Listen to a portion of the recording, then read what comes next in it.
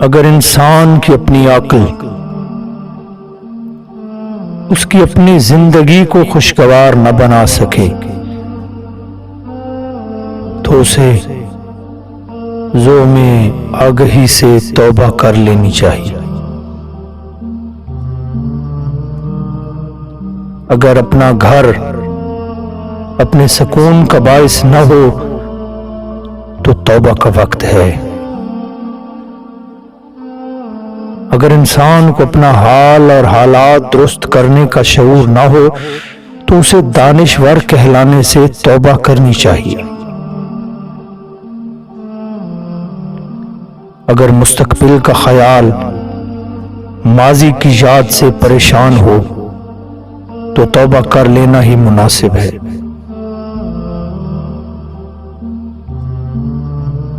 اگر انسان کو تلاش کے باوجود ہمیشہ غلط رہبری اور رہنمائی ملے تو اسے اپنی اطاعت شاری کے دعویٰ سے توبہ کر لینی چاہیے۔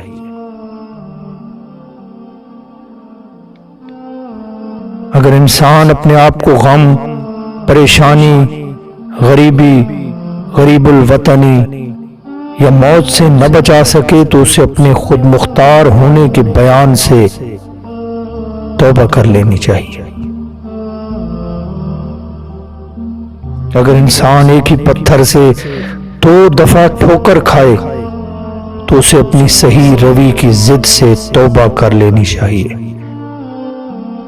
اگر انسان اپنی جوانی اور روپ سے پریشان ہو تو اسے بناؤ سنگھار سے توبہ کرنی چاہیے۔ اگر انسان میں اپنی کامیابی کا سرور ختم ہو جائے اور اسے یاد آ جائے کہ اس نے کامیاب ہونے کے لیے کتنے جھوٹ بولے تھے تو اسے ضرور توبہ کر لینی چاہیے۔ اگر انسان کو اپنے خطا کار یا گنہگار ہونے کا احساس ہو جائے تو اسے جان لینا چاہیے کہ توبہ کا وقت آ گیا ہے۔ اپنے گناہوں کا احساس ہی توبہ کی ابتدا ہے۔ اگر گناہ کا کوئی گواہ نہ ہو تو توبہ تنہائی میں ہونی چاہیے۔ اگر گناہ پوری قوم کے سامنے سرزد ہوا ہو تو توبہ بھی پوری قوم کے سامنے ہونی چاہیے۔ دراصل توبہ کا خیال خوش بختی کی علامت ہے۔ جو اپنے گناہ کو گناہ نہ سمجھے وہ بدقسمت ہے۔ شیطان کو اپنی غلطی پر توبہ کا خیال نہ آیا، ہمیشہ کے لیے لعین و رجیم ہو گیا۔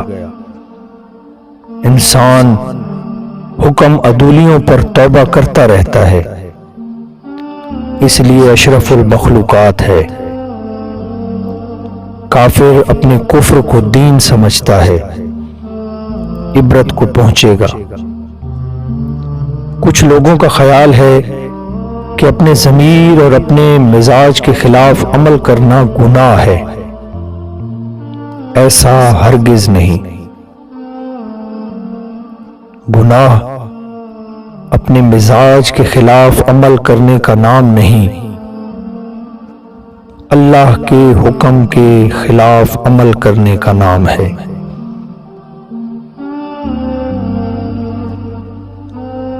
گناہ اخلاقیات کے حوالے سے نہیں،